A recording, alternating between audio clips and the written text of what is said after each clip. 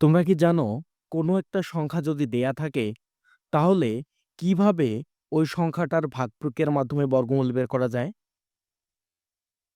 আসসালামু আলাইকুম বন্ধুরা, স্বাগতম তোমাদের প্রিয় চ্যানেলে। আজকে আমরা শিখব সপ্তম শ্রেণীর গণিতের অনুশীলনী 1.1 এর 6 নম্বর ম্যাথের সমাধান। অনেকের কাছে এই অধ্যায়টা খুবই কঠিন মনে হয়।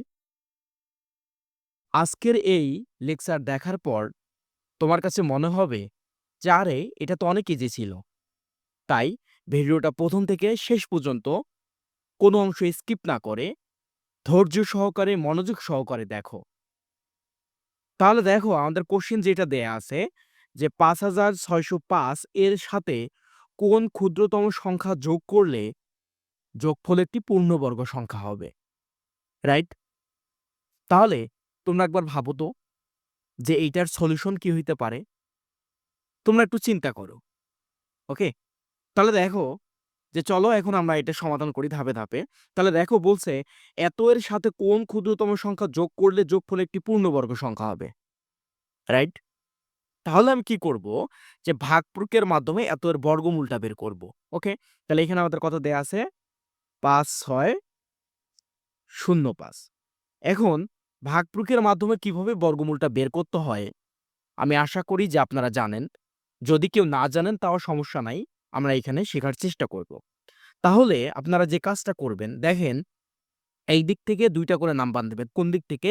ডান থেকে বাম দিকে যাবেন এবং ২ টা করে ডিজিট গণনা করবেন। তাহলে ১, ২, ২ টা করে ডিজিট গণনা করার পর উপরে একটা টান দিবেন। ১, ২ উপরে একটা টান দিবেন। এখন আসেন যে এইখানে এমন একটা সংখ্যা নিবেন যেটার বর্গ করলে এই সংখ্যাটার মানে ১ম জোড়ার সমান হয়।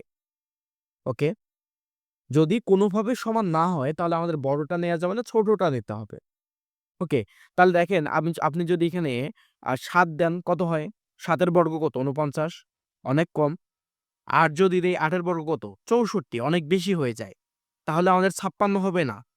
কোন কিছুর বর্গ করলে আমাদের ৫৬ হচ্ছে না। তাহলে আমাদের কি নিবো আমরা? কমটা নিবো। তাহলে কোনটা নিবো? ৭ নিবো। ৭ এর বর্গ করলে কত হবে আমাদের? ৭ এর বর্গ করলে আমাদের হবে ৪৯। তাহলে এখানে বসাবো ৭, আর এখানে আমাদের হবে ৪৯। এখন দেখেন এইটা থেকে যদি আপনি বিয়োগ দেন আপনি কত পাবেন বলেন তো? ৭। ওকে, ৭ পাইলেন। তাহলে এখন আপনার যে কাজটা হবে পরের যে ২ ঘর আছে আপনি ২ ঘর নামান। ওকে, তাহলে এইখানে যে সংখ্যাটা থাকবে ২, ৩, ৪, ৫, ৬, ৭ যেটাই থাকুক এই সংখ্যাটার ডাবল বসবে এইখানে। তাহলে এইখানে যেহেতু ৭ আছে, ৭ এর ডাবল কত আমাদের? ৭ এর ডাবল আমাদের হচ্ছে কত? ১৪। এখন আসেন আসল কাহিনীতে।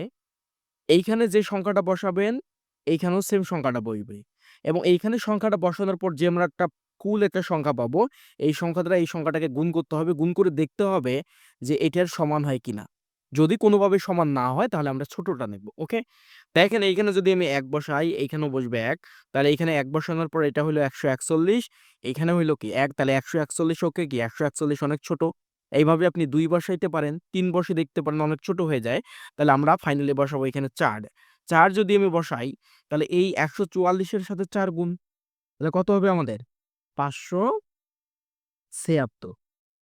এখন যদি আমি এটাকে বিয়োগ করি তাহলে কত হবে আমাদের? ১২৯। ওকে, তাহলে এখন কাহিনীতে আসেন। আমাদের প্রশ্নে কি বলছে?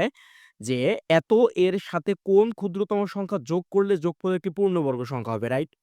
যেহেতু যোগ করার কথা বলছে, কি করার কথা বলছে? কোন একটা সংখ্যা যোগ করার কথা বলছে। তাহলে আমি কি করব? এই যে আমাদের বর্গমূল এইটা না?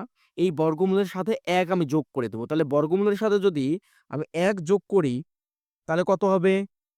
আমাদের হবে ৭৫। তাহলে আমাদের কাজ হবে এখন এই ৭৫ এর কি বের করা? এই ৭৫ এর বর্গ বের করা। বোঝাইতে পারছি আমি? তাহলে এখন আমি কি করব? এই ৭৫ এর বর্গ বের করব। ৭৫ এর যদি আমি বর্গ বের করি তাহলে কত হয়? ৭৫ এর বর্গ বের করলে আমাদের হবে ৫,৬২৫। ওকে, এখন আমি লিখব যেহেতু আমাদের কোশ্চেনে বলছে কোন ক্ষুদ্রতম সংখ্যা যোগ করলে যোগফল একটি পূর্ণবর্গ সংখ্যা হবে। তাহলে অতএব দেখব যে ক্ষুদ্রতম সংখ্যাটি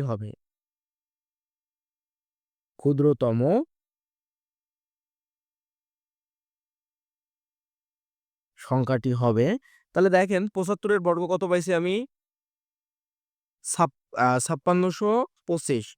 তারপর আমাদের সংখ্যাটা কাঙ্ক্ষিত সংখ্যা কত ছিল? প্রশ্নে দেয়া যে ৫৬০৫। এটা থেকে যদি আমি বিয়োগ করি তাহলে কত হবে আমাদের ২০।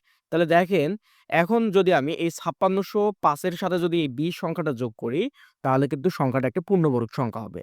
তাহলে আমাদের অ্যান্সার হবে এটা। তাহলে দেখেন এই টাইপের যে ম্যাথগুলা আছে এখানে ৫৬০৫ দেয়া আছে। কোনো ক্ষেত্রে দেয়া থাকতে পারে ২২০০ দেয়া থাকতে পারে, ২৩০০ দেয়া থাকতে পারে বা ১০,০০০ দেয়া থাকতে পারে। যেটাই দেওয়া থাক, আমরা এইভাবে কিন্তু সমাধানটা করতে পারবো। আশা করি আপনারা বুঝতে পারছেন। তারপরেও যদি কারো সমস্যা হয়, অবশ্যই কমেন্ট করবেন। আমরা আপনাদেরকে সমাধান দেওয়ার চেষ্টা করব ইনশাআল্লাহ। ধন্যবাদ সবাইকে।